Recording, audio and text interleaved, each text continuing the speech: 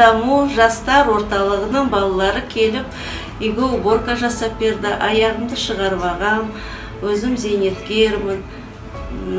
Балаларды шақырып еп, сразу келді. Мен сөзімді жерге тастамай. Мен өте ризамын олардың істеген істеріне, жұмыстарына, бәріне.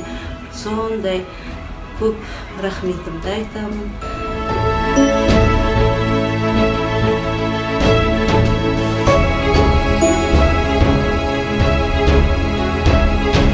Сәтбаев әкімдігіне көп алғыс айтамын. Еріктілер тобына, жастар тобына рахмет айтамын. Әкімшілігіне, Аяла еріктілеріне, Сәтбаев қаласының жастар ресурстық орталығына алғысымызды білдіреміз. Рахмет.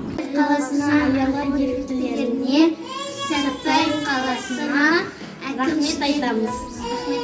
Аяла еріктілер тобына, жастар тобына осы тарасының көп рахмет.